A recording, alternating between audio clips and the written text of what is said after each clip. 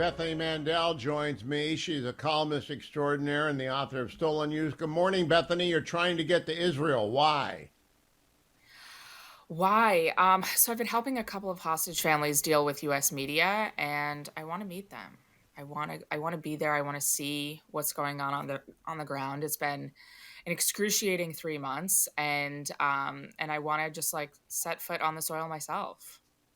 How will you take all or any of your brood with you? No, no, it Okay, was so you're funny. just I going to was go. talking to my Yeah, yeah. I was talking to my Now, 10-year now, old about it, and I asked if she wanted to come, and she said, "I don't want to go on a death tour." And I said, "Okay, that's fair." that's fair at 10. That's fair. Now, Yeah. you need a private plane because apparently it's hard to get to Israel these days. Is that because the demand is off the charts? No, it's because almost all of the airliners have stopped flying there except for El Al, which is extremely expensive. And so all of the messages that I got last night when I asked on Twitter, folks told me you have to fly to Europe, and then on a separate itinerary, book a flight from Paris, Munich, whatever, on El Al, from Europe to Tel Aviv, which, like, are there worse things in the world? To go to Paris for a day and then get on a plane to Tel Aviv? I think not. So maybe All that's what right. I'll Well, do. I I'm not want sure I yet. want the audience to know if you're flying to Israel this week or next, Bethany Mandel needs a lift. Bethany, I check, and I want to communicate this to people. I check the times of Israel every hour. Last hour, they assassinated a leading Hezbollah activist because 40 missiles went over. I don't think the American people realize what's going on the northern border. Do you?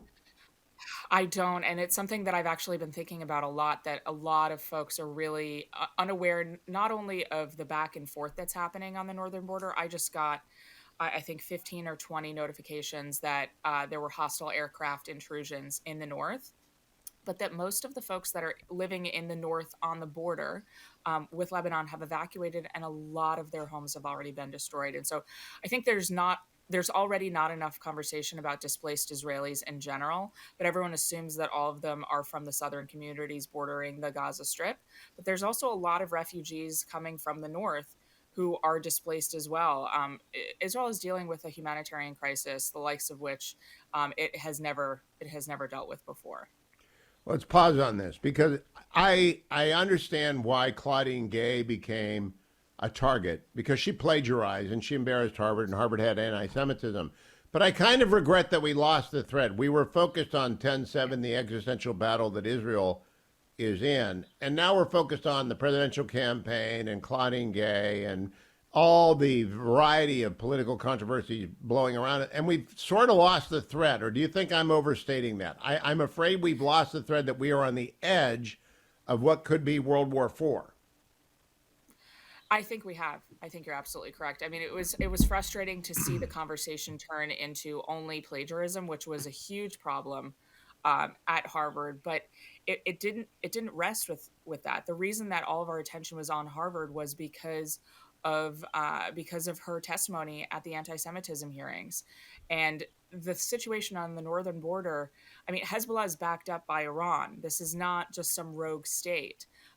The fact that all of these missiles and hostile aircraft intrusions, I have friends who have visited the IDF on the northern border, and they're nervous. They're nervous about IDF readiness. They're nervous about the fact that the IDF is stretched so thin on the Gaza Strip and now on the northern border.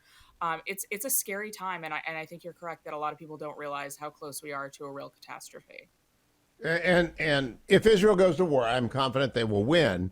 But they'd rather not go to war. They'd rather that Yeah. Hezbollah pull back to the Litani River. But we're not even talking about it. Last question: how did you react to learning that Lloyd Austin was in intensive care and the president of the United States did not know that the chain of command was not functioning?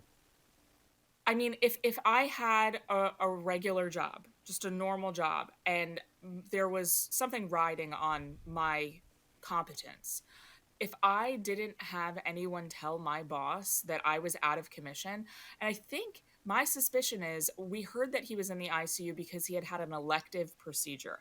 I think that's what's going on here. I think that there was some embarrassment about the fact that this was an elective procedure that went awry somehow and sent him into the ICU. I'm sorry, I don't care. Don't get an elective procedure if like your job and your duty is to the American people, and if you're not able to perform that job, you need to disclose that. I think this is a fireable offense. So do I. I can't believe we've got American naval ships under fire every day. We've got bases all across the Middle East under fire every day. And we've got a major war with our major ally. And our Secretary of Defense goes missing for 5 days and in the intensive care unit. And his deputy doesn't know. And the National Security Advisor and the president doesn't know. Yeah, and the deputy was on vacation. Yeah, it just seems to me that the Keystone Cops are there, and Joe Biden's Delaware speech about threats to democracy, wholly tone deaf. I close there. 30 seconds. What did you make of the president's latest democracy is in danger speech? I didn't pay attention. I don't pay attention to this stuff. I don't care.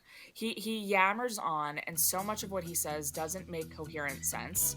I mean, it's like me in the morning after not having slept for 4 days, but that's him all the time.